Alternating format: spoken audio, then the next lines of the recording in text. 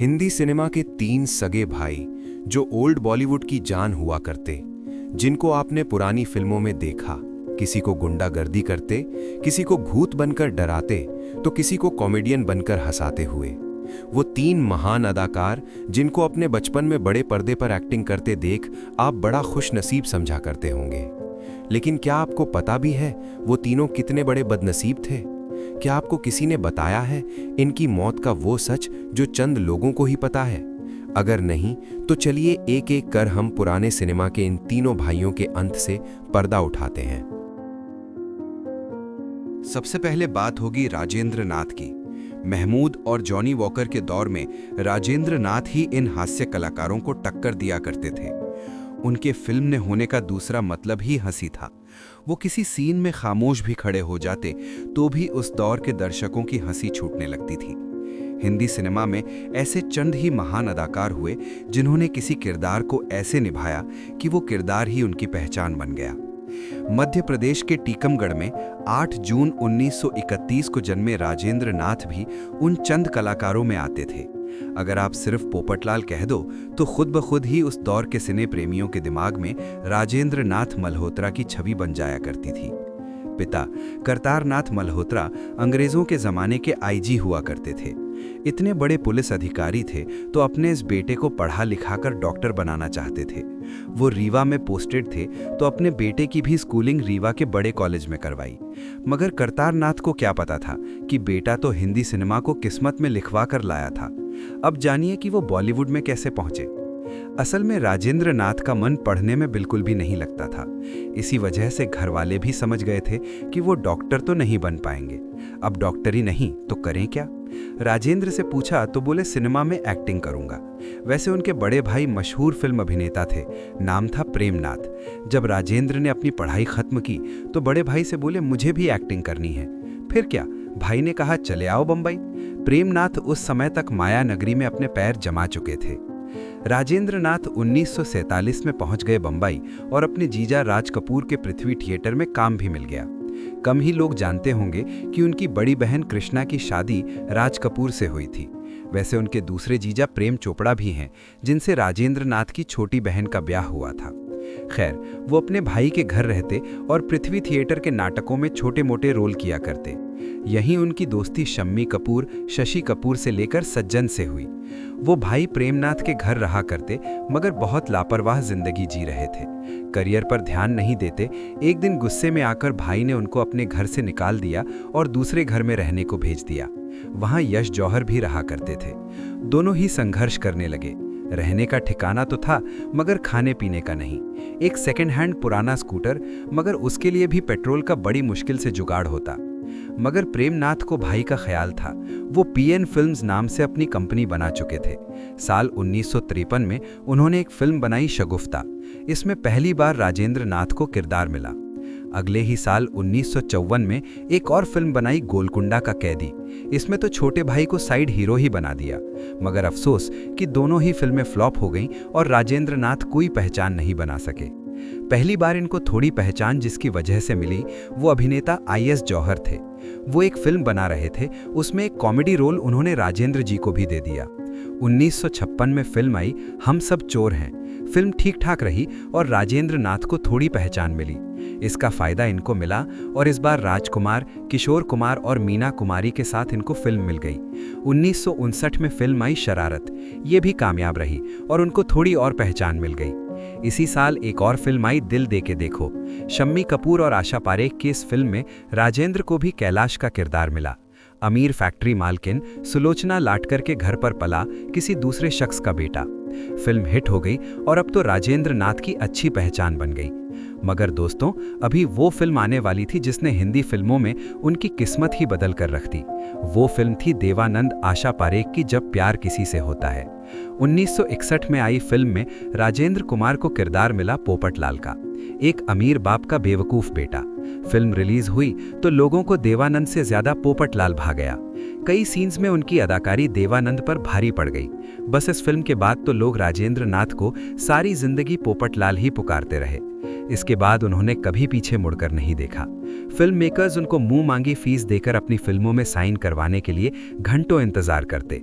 फिर वही दिल लाया हूं, राजकुमार, तेरे घर के सामने, मेरे सनम, जानवर, आए दिन बहार के, एन इवनिंग इन पेरिस, तीन बहुरानियां, झुक गया आसमान, राजा साहब, पूरब और पश्चिम, आ मिलो सजना, आया सावन झूम के जैसी फिल्मों ने राजेंद्र कुमार को 60 के दशक का टॉप कॉमेडियन बना दिया था। नाम, इज्जत और शोहरत सब कुछ उनको हासिल हो गई। 1969 में उन्होंने गुलशन कृपलानी नाम की कन्या से शादी भी कर ली। दोनों के 2 बच्चे हुए, एक लड़का और एक लड़की। कॉमेडियन के रूप में उनका करियर कामयाबी के 7वें आसमान पर चल रहा था। मगर दोस्तों, कहते हैं किस्मत से कोई पार नहीं पा सका। राजेंद्र नाथ भी अपवाद नहीं रहे। उनकी बदकिस्मती का दौर 1969 को आया। वो फिल्म की शूटिंग के लिए अपनी कार से जा रहे थे। अचानक उनकी कार का बहुत बड़ा एक्सीडेंट हो गया। उनको फौरन अस्पताल ले जाया गया, जहां उनकी हालत बहुत गंभीर थी। जैसे तैसे डॉक्टरों ने उनकी जान तो बचा ली, लेकिन कई महीनों तक वो हॉस्पिटल में ही भर्ती रहे। अस्पताल से घर लौटे तब भी ठीक होने में कई साल लग गए। इस हादसे ने उनके करियर को बुरी तरह प्रभावित किया। हादसे ने तो करियर खराब कर दिया था, मगर इसी बीच वो अपने जीवन की सबसे बड़ी गलती कर बैठे, जिसने उनको बर्बाद कर दिया। 1972-73 की बात है। वो फिल्मों से अच्छा पैसा कमा चुके थे। एक दिन उनके दोस्त उनसे मिलने पहुंचे और बोले, एक्टिंग छोड़ो, अब फिल्में बनाओ। राजेंद्र नाथ ने उस सलाह को मान लिया और बस यही उनकी जिंदगी की सबसे बड़ी गलती हो गई। उन्होंने अपने होम प्रोडक्शन में एक फिल्म बनाने का फैसला कर लिया, मगर उनको पता ही नहीं था कि आगे क्या होने वाला है। 1974 में फिल्म बननी शुरू हुई। नाम रखा गया गेट क्रैशर। रणधीर कपूर और नीतू सिंह की जोड़ी को मुंह मांगी कीमत में रख लिया गया। सिकंदर खन्ना को बड़ी फीस देकर डायरेक्टर बनाया। फिल्म में कितना पैसा लगता है, कितना देना होता है, ये उनको पता ही नहीं था। बस लोग शूटिंग के नाम पर उनसे लाखों रुपए मांगते गए। वो दोनों हाथों से अपने जीवन की गाढ़ी कमाई लुटाते रहे। फिल्मों से जितना कमाया था वो सब खत्म हो गया और फिल्म 10% भी पूरी नहीं हो सकी। अब राजेंद्र नाथ ने कर्ज लेना शुरू कर दिया। डिस्ट्रीब्यूटरों और जानने वालों से भारी कर्ज ले लिया, मगर वो भारी भरकम कर्ज भी फिल्म आधी भी नहीं बना सका। अब जब पैसा नहीं बचा तो फिल्म भी अधूरी ही रह गई और राजेंद्र नाथ भारी भरकम कर्ज में डूबे कंगाल हो गए। दिल्ली और यूपी के डिस्ट्रीब्यूटरों ने उनको परेशान करना शुरू कर दिया, तो वो सदमे में जीने लगे। बड़ी मुश्किल से दोबारा अभिनय करने लगे और फिल्मों में रोल से जो भी पैसा मिलता उससे भारी भरकम कर्ज का ब्याज चुका पाते। पूरी तरह बर्बाद हो चुके राजेंद्र नाथ अंदर ही अंदर खून के आंसू रोते रहते और फिल्मों में लोगों को हंसाते रहते। उनको अपने कर्ज चुकाने में करीब 20 साल लग गए। किस्मत के फेर में फंसा ये महान कॉमेडियन जैसे तैसे अपने जीवन की गाड़ी खींचता रहा। इसी बीच 1992 में बड़े भाई प्रेमनाथ की हार्ट अटैक से मौत के गम ने उनको तोड़ दिया। वो कुछ संभले ही थे कि 1998 में छोटे भाई नरेंद्र नाथ, जो मशहूर फिल्मी विलन थे, उनकी भी एक एक्सीडेंट में मौत हो गई। दोनों भाइयों के गम में वो लंबे समय तक डिप्रेशन में रहे। उन्होंने फिल्मी दुनिया से दूरी बना ली। इसके बाद उनकी तबीयत ऐसी बिगड़ी कि कभी उबर ही नहीं सके और 13 फरवरी 2008 के दिन इस महान एक्टर की मौत हो गई। राजेंद्र नाथ से छोटे एक और भाई हुआ करते। नाम था नरेंद्र नाथ। ये भले ही राजेंद्र जितने मशहूर न हुए, लेकिन अलग पहचान जरूर रखते। तभी तो रामसे ब्रदर्स के फेवरेट हुआ करते। याद कीजिए 80 और 90 की रामसे की भूत वाली फिल्में, तो आपको इनका चेहरा जरूर याद आ जाएगा। रामसे भाई कोई भी भूत वाली फिल्म बनाते, इनको कोई न कोई किरदार जरूर देते। दोस्तों, नरेंद्र नाथ मल्होत्रा 1935 को मध्य प्रदेश में पैदा हुए। ये खलनायक के किरदार पसंद किया करते थे। इसी वजह से इनकी पहचान भी विलन के रूप में ही बनी। भाई की मदद से नरेंद्र नाथ बंबई पहुंचे थे। पृथ्वीराज कपूर के शागिर्द कहे जाने वाले डायरेक्टर लेख टंडन ने उनकी किस्मत खोली थी। पहली बार उनको 1966 में आई अपनी फिल्म आम्रपाली में अपना असिस्टेंट भी बना दिया और बुद्धा का रोल भी दे दिया।